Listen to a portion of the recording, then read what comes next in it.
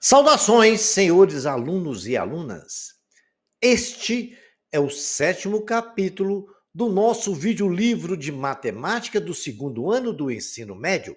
Senhores, toda esta obra foi criada dentro dos parâmetros da Base Nacional Comum Curricular.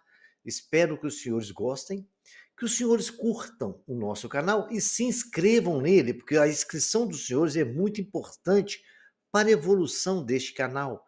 E quando se inscreverem, não esqueçam de clicar no sininho para receberem notificações de tudo que a gente postar neste maravilhoso canal. Senhores, espero que apreciem e tenham bons estudos. Nesse capítulo, é um capítulo que a gente vai discutir distância entre dois pontos.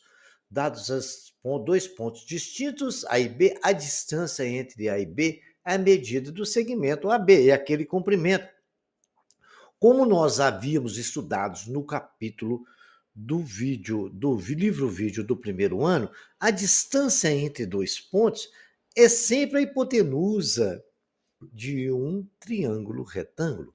Se A e B coincidem, dizemos que a distância entre A e B é zero, porque se A e B coincidir, a reta vai estar em cima da mesma reta. Então, a distância entre eles vai ser zero. Não vai ter distância entre um ponto e o outro, né? Se eles coincidirem. Agora, muito bem, discutido tudo isso, a gente vai discutir também a distância entre um ponto e uma reta. Pô, presta atenção de uma coisa. A distância entre o ponto P e a reta R, vamos dizer ali, nós temos o ponto A também. Existe um ponto A da reta R e até um ponto P. Dados os pontos P e uma reta E, podemos traçar uma reta que passa por P e que é perpendicular automaticamente a R, né? E passando pelo ponto A. A distância do ponto P à reta R, a distância do ponto P à reta R é a distância entre os pontos P e A. É a distância do ponto A até P, que é o ponto A pertence à reta perpendicular, até o ponto P, que aí a gente vai exatamente achar a distância entre a reta R e o ponto P. Ok? Muito simples, né? Não tem muito segredo, não. Lembrando que você já conhece, né? A fórmula da distância. Agora, a distância entre um ponto e um plano. Olha, dados um ponto P e um plano alfa, podemos determinar P', é um ponto lá no plano, né? É aquele ponto que reflete, que a gente estudamos isso aí na reflexão de pontos, num plano, né? P', que é a projeção ortogonal. Vocês lembram da aula de projeção ortogonal que está no capítulo anterior? De P sobre alfa. A distância do ponto P ao plano alfa é a distância entre o ponto P e a projeção, que é P'. Então, basta você calcular a distância, usar a fórmula de distância em dois pontos, pega as coordenadas deles e calcula a raiz quadrada de x1 menos x2 mais menos y1 menos y2, tudo ao quadrado. Muito bem, senhores? Agora a gente vai ver a distância entre dois planos, né? A distância entre dois planos distintos e paralelos, né? Porque se eles coincidirem, não há distância entre eles. Dados dois pontos distintos, alfa e beta, tais que alfa é paralelo a beta. A distância entre dois planos é a distância de qualquer ponto entre eles. Então, você escolhe um ponto de um plano entre o outro plano, no caso A e a linha, sempre é aquele ponto que reflete, tá?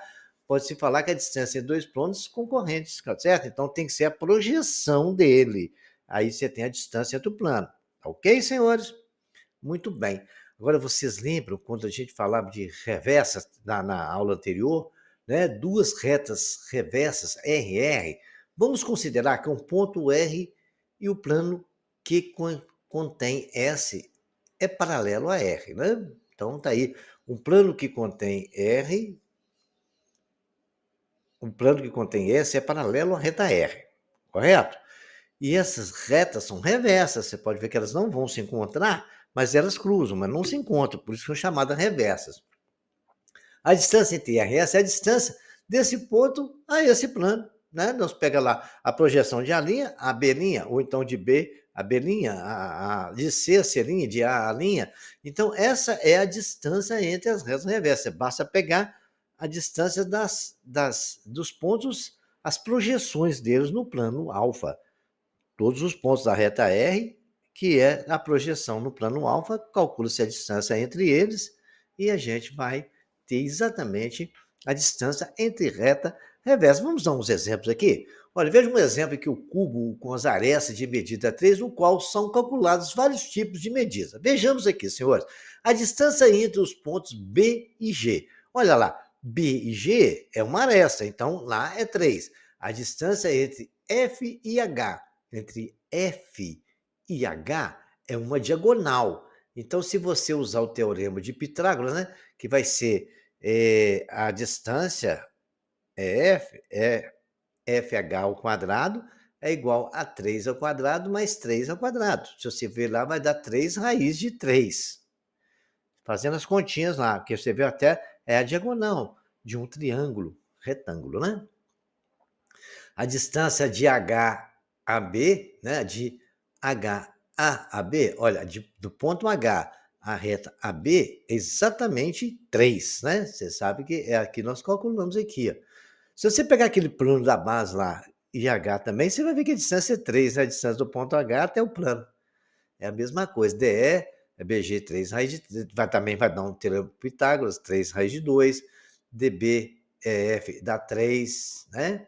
A distância de EF ao plano ABC é 3 também, que eu acabei de falar. A distância FH AP EDB é 3 raiz de 2 sobre 2. Ó, que você fizer as continhas calculando a distância lá, e a distância entre o plano ABG e PG é 3 também. A distância entre um plano e o outro vai dar 3, porque as arestas ali valem 3, tá bom?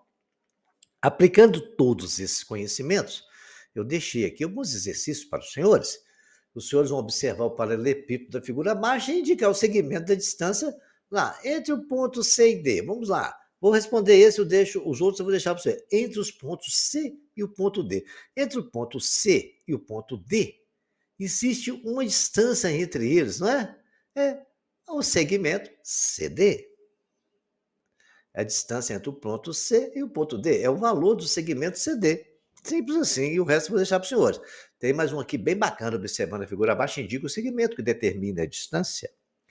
Muito bem, senhores. Aí vocês vão ver qual que é o segmento que determina a distância, semelhante ao exercício anterior. Agora tem um exercício aqui muito interessante, que é dado na Universidade Federal de Pernambuco. Ele foi adaptado para essa situação nossa aqui. Sejam π1 e π2 planos que se interceptam em uma reta T e formam um ângulo entre elas de 45 graus. O desenho está lá. Tem um plano π1 e π2 entre eles. Eles interceptam na reta T. Você pode ver que ele corta eles, exatamente, fazendo um ângulo de 45 graus. A reta T, a gente estudou isso nos capítulos anteriores, que ele é a reta que intercepta, onde um plano intercepta o outro, formando um ângulo de 45 graus. Quanto a isso, não tem a menor dúvida. Em π1, vamos escolher um ponto P1, P2 na reta T, né? Na reta T, nós vamos escolher um ponto P1, P2, P3, distanciando respectivamente. Então, a distância do ponto, né? Entre os pontos P1, distanciando respectivamente 3, 5, 3, 7, 8, 15 e 21 centímetros de T. Então, nós temos ali, no plano π1, vários pontos, né? Na reta perpendicular P1 passando por PI, intercepta o π2 em um ponto QI. Então, que nós temos uma reta perpendicular ao plano π1, certo? E passando por um ponto PI qualquer, intercepta π2 num ponto QI qualquer. Qual é o valor da soma de P1, Q1? Então, ele quer saber o valor da soma dessas distâncias, correto? Então, vamos analisar isso. Esse exercício eu vou resolver para os senhores e vou explicar detalhe por detalhe. Vejamos aqui. Nós temos T1, T2, T3, T4, T5. E os pontos da reta T são projeções, né? Aquelas projeções que de π1, π2, P5, então vai projetando lá da reta T as distâncias lá. Então, nós vamos falar generalizado o TI e o QI. Então, vamos lá, o ponto TI qualquer na reta T, correto? Se eu fizer uma reta perpendicular ao ponto π1, tá lá a reta fazendo, a reta TI, PI, passando por PI, que é perpendicular ao plano P1. Então, ele faz o ângulo de 90 graus com P1. Está ali um ângulo de 90 graus. Correto? Então, muito bem. Nós fizemos a reta perpendicular. Assim, senhores, formam, se você for analisar a projeção dele ali, ó, projeta um ponto QI. Ali, onde T, formando um triângulo isósceles ali, onde TI e PI são iguais as distâncias. Correto? TI, PI é igual a PI, QI. Então, as distâncias de TI a PI é igual a um triângulo isósceles ali. Portanto, a medida de P1, Q1 vai ser a soma das medidas. Né? A soma pedida é P1, Q1. Então, só somar as medidas. 3 mais 7, mais 8, mais 15, 21. É 54. Porque a medida vai ser igual, né? Se for P1, Q1. Então, nós sabemos que a distância da reta T daquele ponto PI, no caso nosso, cada um no nosso P1 vale 7, P1, Q1 vale 7. Correto? P1, P2 é aquela diagonal que nós estamos falando ali, né? P do P1, Q2, que é o outro ponto, também vai valer. Do PQ, P1, P2, vale 7. O P3, Q3, vale 8. Essa é a informação que eles não deu problema. Então, basta somar aqueles pontos todos e nós teremos, porque tudo são projeções ali. E ela não vai mudar. Só que deu valor. A distância de cada um vai mudando, né? Da reta T.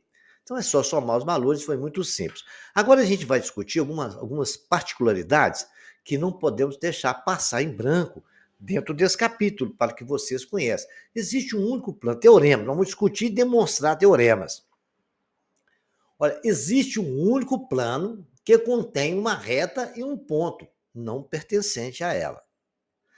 Então, vamos considerar a demonstração. Considere um ponto P, um ponto que não pertence à reta R. O ponto P não pertence à reta R, está lá dentro do plano alfa, né? Correto? Ele não pertence àquela reta R. Marcamos sobre R dois pontos distintos, Q e R. Está lá marcadinho. Os pontos P, Q e R são colineares, pois, pelo postulado 1, R é a única reta que passa por Q e R. Muito bem. Isso aí, e por hipótese, P não pertence a R. Nós, as hipóteses, até afirmamos isso, né? Como P é um ponto que não pertence a R, então a hipótese é essa. Então vamos ao postulado 2. Sabemos que existe um único plano alfa que contém P, Q e R. Ali um plano que tem os três pontos. Como a reta R tem dois de seus pontos, Q e R, em alfa, o postulado 3 garante que esta R está contida em alfa. Não, se Q e R pertence a alfa, então o postulado é esse. Então, a reta R está contida em alfa. Assim, o fato existe um plano que contém R e P. Existe um plano que contém uma reta R e um ponto P. Como esse é o único plano que contém P, Q e R, ele é o único que contém P e R. Muito bem. Parece uma coisa muito lógica, e é uma coisa muito lógica. Os postulados nos definem isso. Né? Se o ponto P pertence a alfa, a reta também, P e Q, então está tudo ali pertence a R. Ele é o único. Muito bem. Olha, como esse é o único plano que contém P, Q e R. Ele é o único que contém P e R. Né? Porque se contém P, Q e contém R, o ponto R maiúsculo. Então, ele contém o ponto P e a reta R, porque Q e R pertencem, Q e R maiúsculo, né, os dois pontos, pertencem à nossa retinha R. Vejamos agora, duas retas são concorrentes, né? Se duas retas são concorrentes, determina um único plano. É porque, vocês lembram que eu disse que precisamos ter pelo menos uma reta e um ponto? Se concorrente, determina um ponto P. Olha, a demonstração, seja o P o ponto de interseção de duas retas, R e S. Temos a reta R e a reta S ali, escrito de minúsculo. Então, temos o ponto da reta S e o ponto da reta R, tudo em letra maiúscula. Sejam RS pontos e RS, respectivamente, distintos de P. Certo? Muito bem. Todos eles são distintos de P, porque eles cruzam ali no ponto P. P pertence às duas retas. Os pontos P e RS são não são colineares. P e RS não são colineares porque não pertencem à mesma reta. Pelo postulado 2, eles determinam um único plano alfa. O postulado 3 garante que alfa contém R e S, uma vez que essas retas têm dois de seus pontos em alfa. Então, muito bem, tranquilo, né? Se todas as duas retas têm ponto em alfa, essas retas também pertencem a alfa. Eu vou deixar um aqui para vocês pensarem, né? Dentro do teorema, duas retas paralelas distintas determinam um plano, ok, senhor? Um único plano. Então, eu vou deixar isso aqui para os senhores. Teorema 4. Por um plano P, fora de uma reta R, do espaço, passa uma única reta S paralela a ela. Demonstração. Considere R uma reta no espaço e P um ponto que não pertence à reta R. Está ali. Reta R nós consideramos a reta R como uma reta no espaço. E P um ponto que não pertence a ela. Está muito bem visto isso. Pelo teorema 1, existe um único plano que contém P e R. Nesse plano existe uma e somente uma reta S paralela a R, passando por P, resultado da geometria plana. No entanto, não existem retas paralelas a R passando por P, que não estejam contidas em alfa, já que, pelo teorema 2, todas as retas coplanares, como R passando por P, estão contidas em alfa. Portanto, a reta S é a única reta do espaço que contém P e é paralela a R. Muito simples, é a única reta paralela a R que contém o ponto P, e todas as duas estão no plano alfa.